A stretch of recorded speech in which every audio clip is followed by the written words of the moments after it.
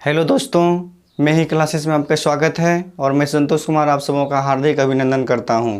दोस्तों, आज हम लोग जानेंगे जैन धर्म के विषय में, जहां से क्वेश्चन प्राय एग्ज़ाम में पूछे जाते हैं और एग्ज़ाम की दृष्टि से यह टॉपिक बहुत ही इम्पोर्टेंट है।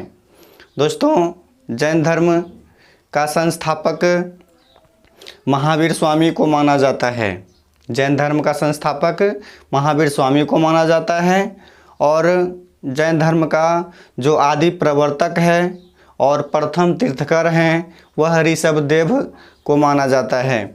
तो जैन धर्म का प्रथम तीर्थकर कौन थे? तो ऋषभदेव थे और ऋषभदेव ही जैन धर्म के आदि प्रवर्तक कहे जाते हैं।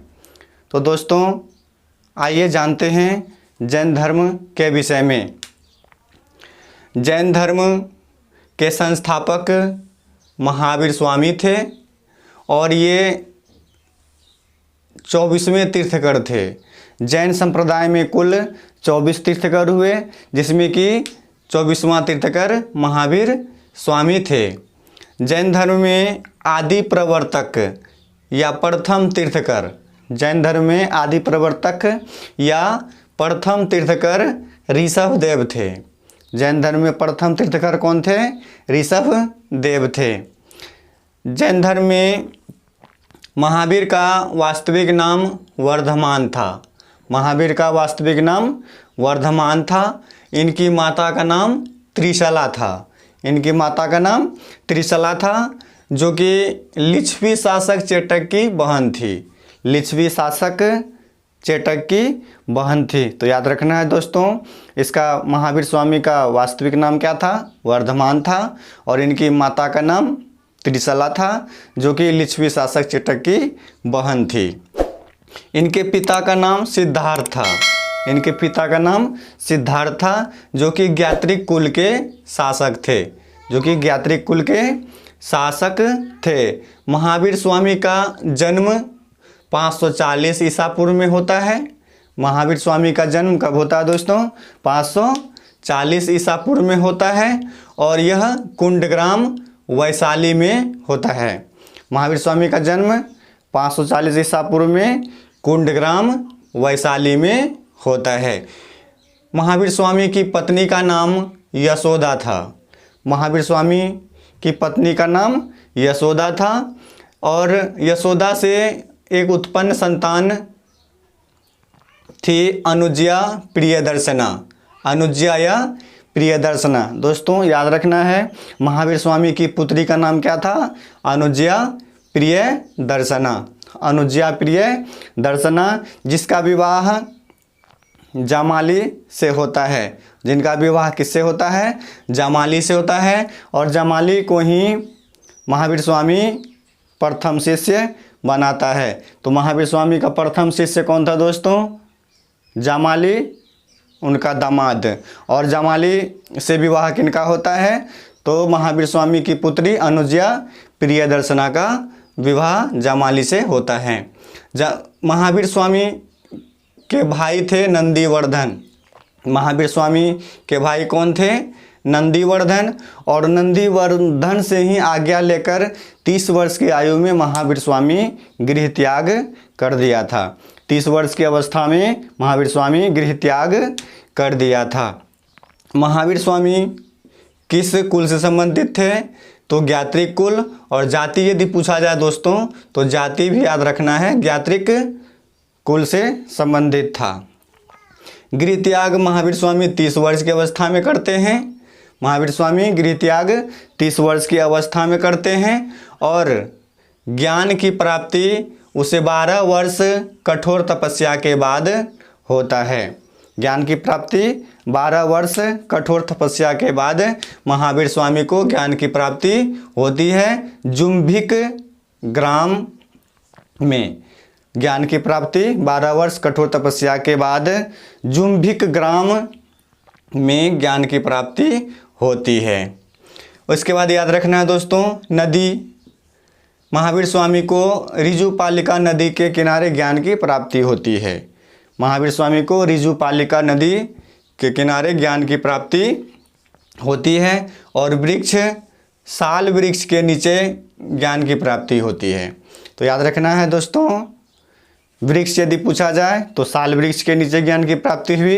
यदि नदी का नाम पूछा जाए तो ऋजुपालिका नदी के किनारे महावीर स्वामी को ज्ञान की प्राप्ति होती है। और महावीर स्वामी उपदेश जो देते थे वह जन साधारण की भाषा, प्राकृत भाषा में उपदेश देते थे। महावीर स्वामी जन साधारण की जो भाषा थी प्राकृत, वही भाषा में जो है उपदेश देते थे। तो याद रखना है, महावीर स्वामी किस भाषा में उपदेश देते थे? तो प्राकृत भाषा में उपदेश देते थे। महावीर स्वामी की मृत्यु 468 ईसा पूर्व में 72 वर्ष की अवस्था में पावापुरी में हो जाता है। महावीर स्वामी की मृत्यु 468 ईसा पूर्व में 72 वर्ष की आयु में पावापुरी में हो जाती है। तो याद रखना है दोस्तों, महावीर स्वामी की मृत्यु कब होती है? 468 ईसा पूर्व में 72 वर्ष की अवस्था में पावापुरी में इनकी मृत्यु हो जाती है। महावीर स्वामी प्रथम उपदेश राजगृह में दिया था। महावीर स्वामी प्रथम उपदेश कहाँ दिया था? तो राजगृह में दिया था। और यह विपुलाचल पहाड़ी पर बड़ाकर नदी के किनारे दिया था। विपुलाचल पहाड़ी पर। तो याद रखना है दोस्तों, प्रथम उपदेश महावीर स्वामी कहाँ दिया? राजगृह में दिया, विपुलाचल पहाड़ी पर बड़ाकर नदी के किनारे। और जैसे ही उन्हें ज्ञान की प्राप्ति होती है महावीर स्वामी को, तो वे जिन कहलाते हैं। महावीर स्वामी को जब ज्ञान की प्राप्ति होती है तो वे जिन कहलाते हैं। संभवतः इसीलिए उनके शिष्य जैन कहलाते हैं। संभवतः इसीलिए उनके शिष्य जैन कहलाते हैं। तो याद रखना है दोस्तों, प्रथम उपदेश राजगृह में, विपुलाचल पहाड़ी पर बड़ाकर नदी के किनारे देते हैं। प्रथम शिष्य जमाली को बनाता है, जो कि उनका दामाद था। प्रथम शिष्य किसे बनाता है? जमाली को, जो उनका दामाद था। इसके बाद दोस्तों प्रथम भिक्षुनी चंदना थी। प्रथम भिक्षुनी कौन थी? चंदना थी, जो कि चंपानरेश दधिवाहन की पुत्री थी। जो कि चंपानरेश दधिवाहन की पुत्री थी। तो याद रखना दोस्तों, प्रथम शिष्य हो गया उनका दामाद जमाली, और प्रथम भिक्षुनी हो गई चंदना, जो कि चंपानरेश दधिवाहन की पुत्री थी। जैन धर्म में महावीर स्वामी 11 गंधर्वों में अपने शिष्यों को विभाजित किया था। जैन धर्म में महावीर स्वामी अपने शिष्यों को 11 गंधर्वों में विभाजित किया था। जैन संघ पावापुरी में महावीर स्वामी ने स्थापित किया। जैन धर्म को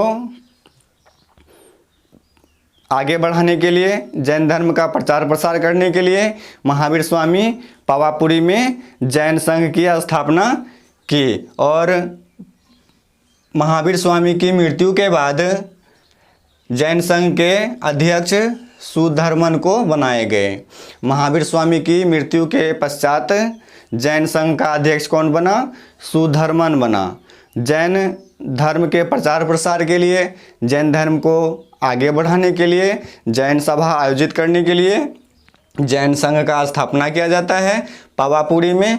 और महावीर स्वामी की मृत्यु के पश्चात जैन संघ का अध्यक्ष कौन बनता है? तो सुधर्मन बनता है।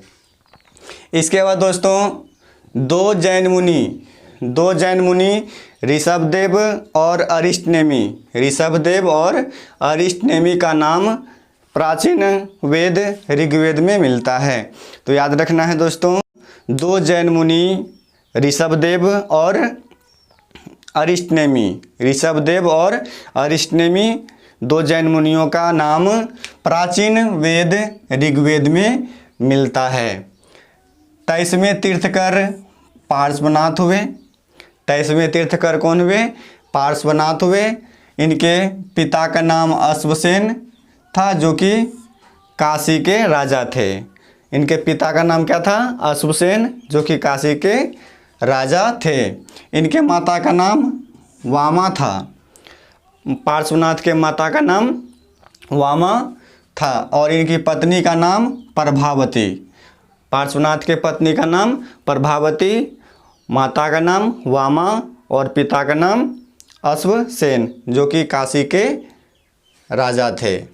पार्श्वनाथ 30 वर्ष की अवस्था में गृह त्याग करते हैं। तो याद रखना है दोस्तों, पार्श्वनाथ के पिता का नाम अश्वसेन, जो कि काशी के राजा थे। इनके माता का नाम वामा और पत्नी का नाम प्रभावती था और यह गृह त्याग 30 वर्ष की अवस्था में करते हैं। जैन धर्म के सिद्धांत। जैन धर्म के सिद्धांत में महावीर स्वामी के बताए गए विचारों के बारे में बताया जाता है। जैन धर्म के सिद्धांत में महावीर स्वामी के द्वारा बताए गए विचारों को बताया जाता है। इसमें 5 महाव्रत बताए गए हैं। जैन धर्म में 5 महाव्रत बताए गए हैं, जिसमें कि पहला है सत्य या अमृषा। सत्य या अमृषा। सत्य का मतलब हो गया दोस्तों, हमेशा सत्य बोलना चाहिए, झूठ नहीं बोलना चाहिए।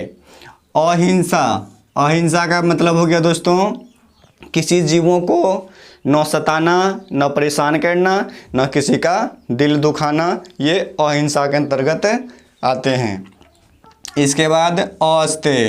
अस्तेय का मतलब होता है दोस्तों चोरी नहीं करना, चोरी नहीं करना। इसके बाद अपरिग्रह।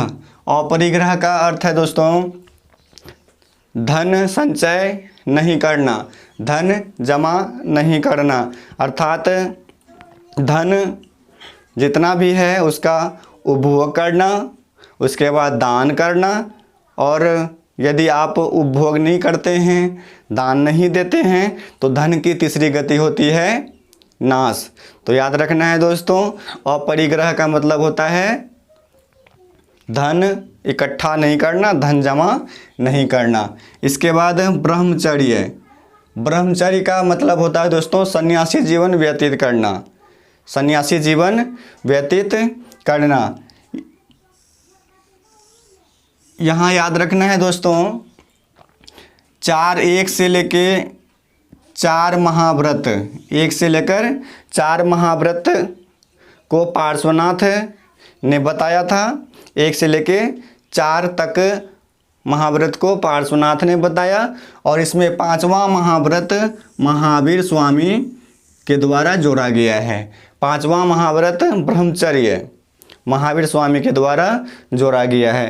तो दोस्तों याद रखेंगे 1 से लेकर 4 तक जो महाव्रत है वह पार्श्वनाथ के द्वारा बताया गया है और इसमें जो 5वां महाव्रत है ब्रह्मचर्य, यह महावीर स्वामी के द्वारा इसमें जोड़ा गया है। इसके बाद जैन धर्म के सिद्धांत के अंतर्गत और 4 सिद्धांत आते हैं। इसमें ईश्वर में अविश्वास।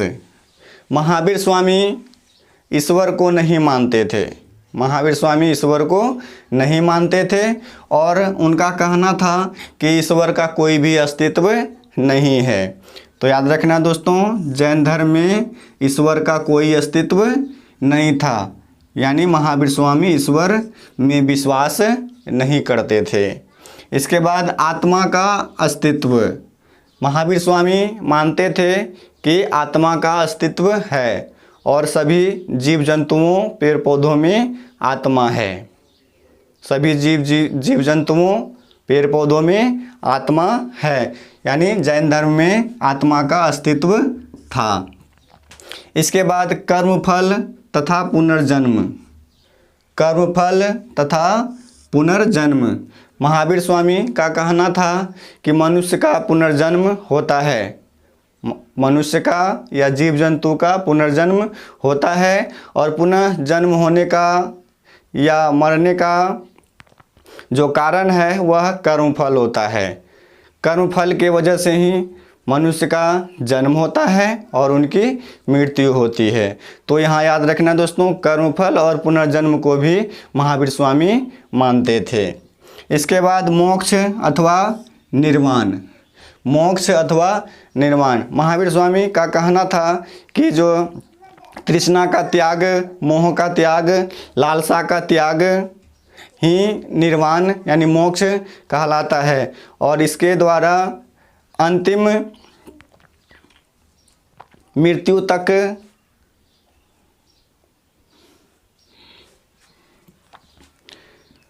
मोक्ष अथवा निर्वाण।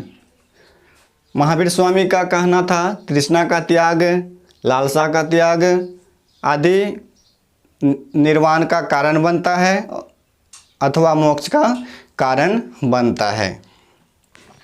इसके बाद जैन धर्म में कर्म फल से छुटकारा पाने के लिए त्रिरत्न को बताया गया है। महावीर स्वामी का कहना था कि यदि कर्म फल से छुटकारा पाना है तो त्रिरत्न के सिद्धांत को अपनाना होगा, इसके अनुसार चलना होगा।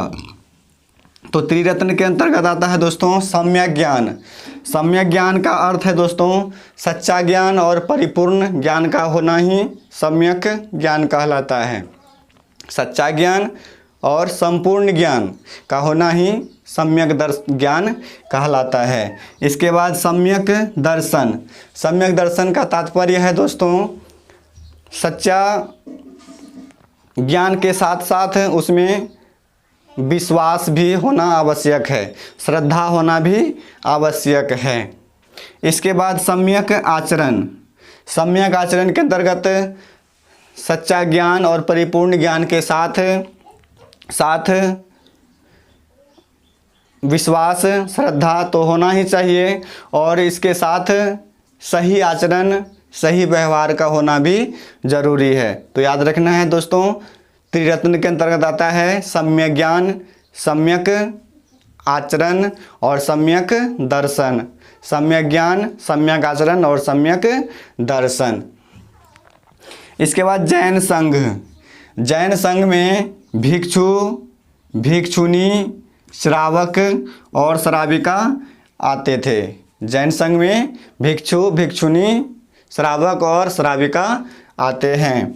भिक्षु और भिक्षुनी ये सन्यासी जीवन व्यतीत करते थे। भिक्षु और भिक्षुनी सन्यासी जीवन व्यतीत करते थे और श्रावक तथा श्राविका गृहस्थ जीवन व्यतीत करते थे। श्रावक और श्राविका गृहस्थ जीवन व्यतीत करते थे, भिक्षु तथा भिक्षुनी सन्यासी जीवन व्यतीत करते थे। जैन धर्म का विभाजन। दोस्तों महावीर स्वामी की मृत्यु के पश्चात लगभग 200 वर्ष बाद 12 वर्ष तक मगध में भयानक अकाल पड़ता है। इसमें स्थूलभद्र के नेतृत्व में कुछ जैन मुनि मगध में ही रह जाते हैं और भद्रबाहु के नेतृत्व में कुछ जैन मुनि दक्षिण भारत यानी कर्नाटक के सरवन बेलगोला चले जाते हैं। 12 वर्षों तक भयानक अकाल पड़ने की वजह से मगध से कुछ जैन मुनि स्थूलभद्र की अध्यक्षता में मगध में ही रहते हैं और भद्रबाहु की अध्यक्षता में कुछ जैन मुनि दक्षिण भारत यानी कर्नाटक चले जाते हैं। और जब मगध में कुछ समय पश्चात अकाल की समाप्ति होती है तो भद्रबाहु अपने जैन मुनियों के साथ मगध आते हैं और यहाँ आने के बाद पता चलता है कि भद्रबाहु का नेतृत्व कोई भी जैन मुनि नहीं कर रहे हैं, उनके विरोध में हमेशा तत्पर रहते हैं।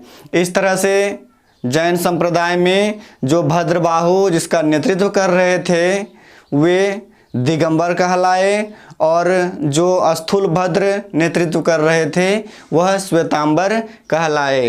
दिगंबर संप्रदाय जो कि वस्त्र धारण नहीं करते थे और श्वेतांबर संप्रदाय जो था वह श्वेत वस्त्र धारण करते थे। तो याद रखना है दोस्तों जैन संप्रदाय जैन धर्म दो संप्रदायों में विभाजित हो जाता है, एक दिगंबर और एक श्वेतांबर। दिगंबर जो कि नग्न रहते हैं यानी वस्त्र धारण नहीं करते हैं, श्वेतांबर जो कि श्वेत वस्त्र धारण करते हैं।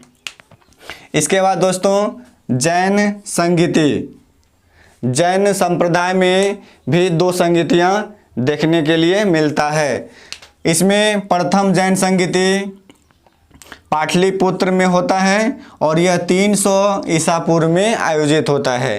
प्रथम जैन संगीति पाटलिपुत्र में 300 ईसा पूर्व में आयोजित होता है और इसकी अध्यक्षता स्थूलभद्र करते हैं। इसकी अध्यक्षता स्थूलभद्र करते हैं और उस समय शासक होता है चंद्रगुप्त मौर्य। शासक कौन होता है दोस्तों? चंद्रगुप्त मौर्य। और ये प्रथम जैन संगीति में जैन संप्रदाय जो होता है दोस्तों वह श्वेतांबर और दिगंबर दो संप्रदायों में विभाजित हो जाता है, जो कि श्वेतांबर स्थूलभद्र की अध्यक्षता में और दिगंबर भद्रबाहु की अध्यक्षता में होता है। इसके बाद द्वितीय जैन संगीति वल्लभी गुजरात में आयोजित होता है। यह 512 ईस्वी में होता है। 512 ईस्वी में द्वितीय जैन संगीति आयोजित होता है वल्लभी गुजरात में और इसकी अध्यक्षता करते हैं क्षमा श्रवण। इसकी अध्यक्षता कौन करते हैं? क्षमा श्रवण।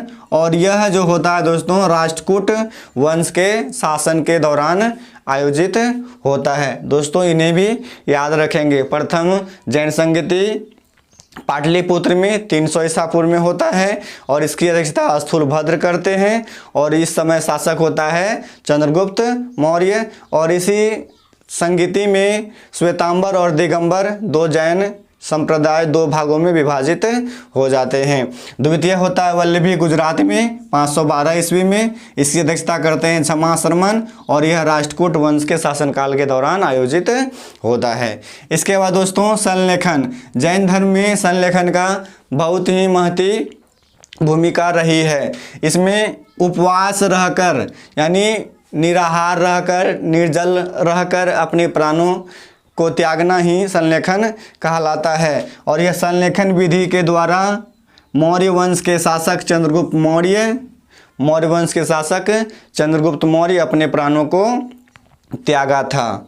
इसके बाद दोस्तों जैन साहित्य को आगम कहा जाता है। जैन साहित्य को आगम कहा जाता है।